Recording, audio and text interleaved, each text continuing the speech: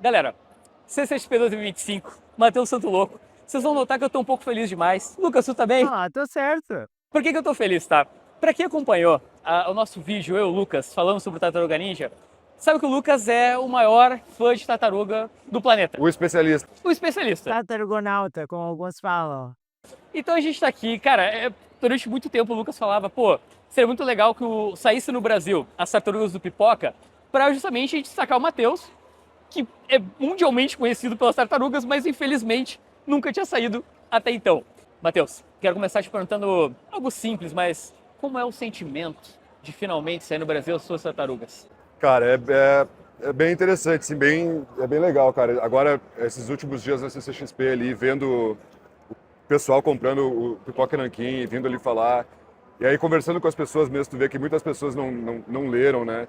Eu falei hoje ali na sessão de autógrafo ali no stand da Chiara Escuro, que eu venho na CCXP desde o primeiro ano, né? E eu já estava fazendo tartarugas naquela época, eu trazia os meus gibis das tartarugas, e uma galera vinha, uma galera tava acompanhando, assim, mas assim, é gritante como faz diferença estar em português, sabe? Então tô muito feliz, cara, tô muito feliz que tá em português, que as pessoas vão poder ler, vou poder levar uma cópia para minha sogra finalmente entender o que, é que eu faço. Vamos aproveitar o seguinte, porque, galera, esse trabalho do Matheus, né, a gente já fez um vídeo pro Instagram, né, comenta o quanto as tartarugas foram importantes, né, tu já tinha uma pequena participação no volume 1 do Pipoca, mas aqui tu escreve e desenha. Isso. Cara, a origem do Clã do Pé, né, especificamente, porque esse volume, além da série regular das tartarugas, tem uma minissérie, né, que justamente é a origem secreta do Clã do Pé. Cara, tu escreve, é muito incomum. Geralmente o mercado norte-americano privilegia roteiristas de lá. Sim. Então o que é mais legal ainda, né? Como aconteceu? Cara, isso é o resultado do meu primeiro contato mesmo com a IDW, que foi antes da franquia começar a ser publicada, né? Eles tinham recém adquirido os direitos. E o Bob, que na época era assistente de editor e depois virou o editor principal, a maioria do trabalho que eu fiz na IDW foi com a edição dele. Ele me chamou sondando desenhistas e por uma série de coincidências, assim, eu já contei isso em vários lugares na internet, assim, mas quando veio esse convite, para mim foi um sinal, assim, sabe? Então na hora eu não só disse, ó, quero muito desenhar, mas eu falei, mas eu gostaria de escrever. E aí eu mandei um pitch para ele com para 5 gibis, um arco, né, para 5 gibis e umas sinopses para continuações após esse arco de 5 gibis, né? E eles adoraram esse pitch foi para Nickelodeon, ele chegou a concorrer com esse pitch aqui, né? E aí eu lembro que rolou vamos dizer, essa concorrência, rolou por uns 3 meses. Em algum momento o Bob me escreveu e falou, ó, o teu projeto é um dos finalistas lá, junto com, mas o outro é um nome muito grande, então eu já tô te dizendo que o teu não vai ser escolhido. Tá? E aí eu tipo, tá, não, beleza. Quem é o nome grande dele? Ah, o Kevin Eastman. E aí eu falei, não, pô, se o pai quer as crianças de volta, né, deixa ele pegar, né? Sim. Mas como eles gostaram desse pitch, e ali eles viram que eu conseguia escrever, né? Aí eu fiz a primeira edição, essa que sai no primeiro volume. E antes de eu terminar a primeira edição, eu estava ainda finalizando as últimas páginas, ele me escreveu, ó, o pessoal gostou tanto do teu pitch lá que eles querem que tu escreva a origem do Clã do Pé. Tu topa escrever? Daí eu tipo, pô, claro, né? E aí foi isso. Daí eu topei e peguei a origem do Clã do Pé. Mas mesmo assim tem uma barreira, né? Sim. Da língua, especialmente da naturalidade da língua, assim, né? E na época, o meu inglês é muito pior do que ele é hoje, né? Então, tanto que se vocês olharem aqui, tem um co-roteirista, que a gente chamou, que é o Eric Burnham, porque depois de eu fazer todo o outline das edições e do roteiro, o Bob me disse, ó, a história tá tudo certo, todo mundo tá gostando, mas nós temos uma questão com os diálogos. Porque não tá natural para um nativo americano, né? Para alguém que fala nativamente inglês, né? Então vamos chamar um outro roteirista para te ajudar nos diálogos e tal. Daí chamamos o Eric, Aí o Eric fez os roteiros comigo, né? Porque a primeira versão que eu fiz é um outline só. Mas a história estava lá, só não tinha beat de página e coisa assim. Aí o Eric entrou para me ajudar nos roteiros e ajudar nos diálogos. Então a experiência foi muito boa, mas daí depois eu também falei assim, tá, legal, consegui escrever, agora deixa eu só desenhar por um tempo.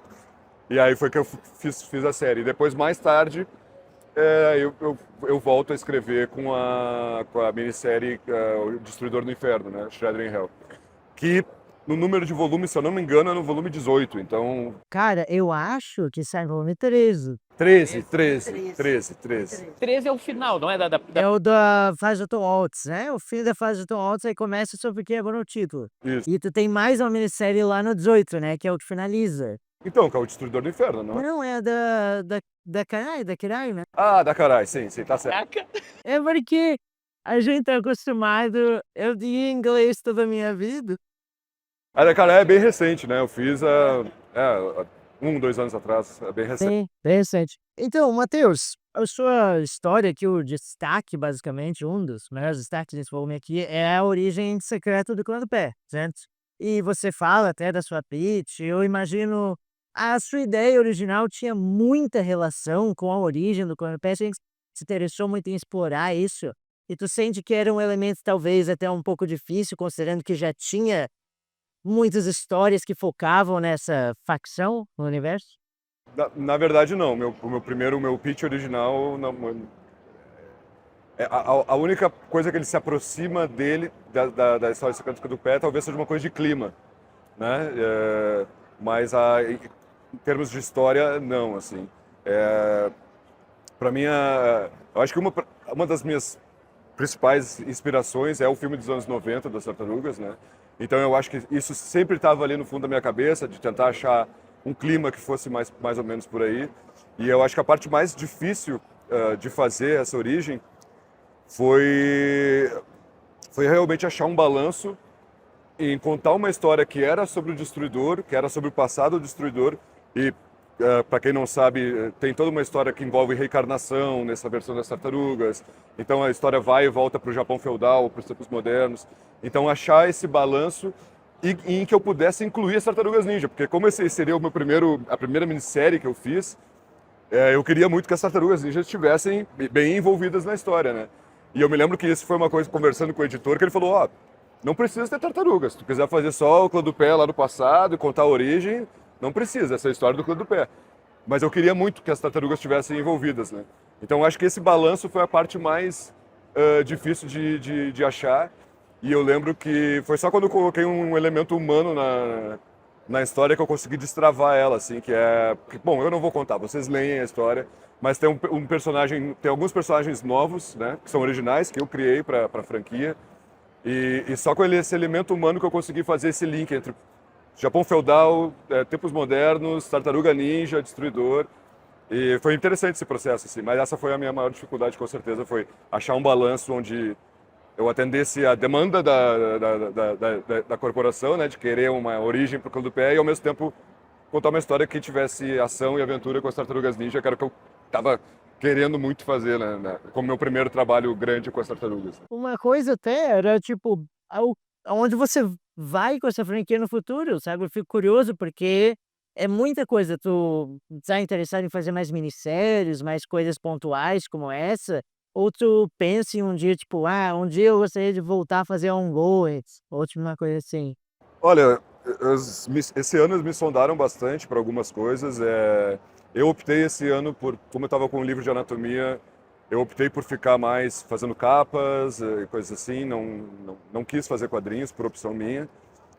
Então eu acho que eu tenho uma porta aberta ali para, se eu quiser voltar a fazer alguma coisa. Sinceramente, eu acho que a princípio eu ia preferir participar de projetos mais especiais, como minisséries e coisas assim, do que voltar para ongoing. Mas, dependendo do contexto e do que estiver acontecendo na própria história mesmo, se for algo que me interessar, eu nunca vou dizer não vou voltar para ongoing, porque, enfim, devo muito para essa série, então eu até voltaria com certeza. Sim. Mas sim, eu tenho planos de fazer mais tartarugas. Gostaria de fazer mais, mas eu não tenho uma certeza agora para te dizer. Eu estou fechando esses projetos ainda e aí quando eles acabar que eu vou começar a ver o que vai acontecer né, porque eu ainda estou com a minha agenda para até metade do ano que vem já meio que fechada. Então, provavelmente lá por meados de junho que eu vou começar a ver o que eu vou fazer depois, né? Mas só completando algo que tu falou antes, muita gente na internet veio me perguntar: ah, tu vai levar gibi, tu vai levar print, né, para CCXP? E eu falei, não, a estrela dessa CCXP é as edições do Pipoca Nanquim. Vai lá, pega em português, eu quero que a maior parte das pessoas pegue. Então, só completando esse pequeno detalhe. E Matheus, desde que tu começou nas Tartarugas, né, mais de uma década, todo ano no mínimo tu faz algum projeto, seja uma capa, seja um design de personagem, sempre. Sim, todos os anos. Eu fiquei ali no momento da... Não, mas é isso. Mesmo na pandemia, que eu me afastei um pouco, porque eu acabei o Shredder in Hell, que é o outro livro que eu escrevi para a franquia. E aí eu quis me afastar um pouquinho, mas mesmo assim eu continuei fazendo capas, né? Então capas é algo que eu faço regularmente, assim. E estou sempre envolvido com a franquia de alguma forma, assim. Cara, eu tive a oportunidade de ir para a França, para o Festival de Angoulême, e lá eu... Cara, tá fazendo essa cara, Lucas? Ó, França. Mas em resumo, lá foi legal, porque aqui no Brasil, pelo menos, eu tenho dificuldade de encontrar, por exemplo, determinados bonecos, enfim, figuras de ação no geral, e lá eu encontrei figuras suas, né, com designs seus. Eu achei bem legal isso. Sim. Assim, é o que eu... Mas só não comprei porque, infelizmente, não tenho Michelangelo, não encontrei em lugar nenhum. Então, né. Tem uma empresa francesa, Fariboles, que eles fizeram o Leonardo e o Rafael. Né? Mas eles são estátuas mesmo, né? Mas são bem legais. E aí também tem essas empresas americanas, né? Primeiro a Loyal Subjects, que fez, que eu fiz toda uma linha inteira com eles, fiz embalagens também, além de fazer consultoria para os modelos dos personagens. E agora a McFarlane Toys, que assumiu e está lançando também, são também inspiradas no meu trabalho. Fiz o painel com eles na CCXP ontem. Então isso aqui é essas coisas surreais, assim, né? Já trabalhei com a Tartaruga Ninja, assim, né? A tua casa é tipo um grande santuário de tartaruga? Sim. O meu escritório, especificamente, né? Eu divido o escritório com a minha esposa em casa, home office. E ela foi muito generosa de deixar ali ser a minha caverninha, né? Então, sim, tem muita Tartaruga Ninja. Coisas que as piadas que eu mais escuto quando vai visita lá em casa é... Ah, com o que tu trabalha mesmo? Ou isso, tu já contou quantas tartarugas tem aqui, né? Caraca, né, óbvio, tem várias versões das mesmas. Mas até que eu acho moderado, sabe? Eu acho moderado. É que eu tenho as francesas, né? Agora eu vou ter essas da McFarlane, não sei nem onde eu vou enfiar isso. Tem as da Loyal Subjects. Aí tem as que eu ganhei algumas do Kevin Eastman de presente, do filme e a versão do videogame da NECA. E também eu tenho alguns fãs fazem, sabe esses caras que fazem custom toys? Então eu recebi de alguns fãs que fizeram, mandaram para mim. Então tem bastante coisa, assim. Que demais. Gente, então corram atrás da versão do Pipoca. Eu e o Lucas e o Matheus, lógico, né, estamos empenhados para sair tudo quanto antes, porque, pelo menos, se depender do volume 1, vai ser incrível. E é isso. Muito obrigado, meu querido. Valeu, meu cara. Valeu demais. Valeu, Lucas. Prazer, Matheus. Obrigado a todo mundo aí, gente. Valeu. Galera. Até a próxima.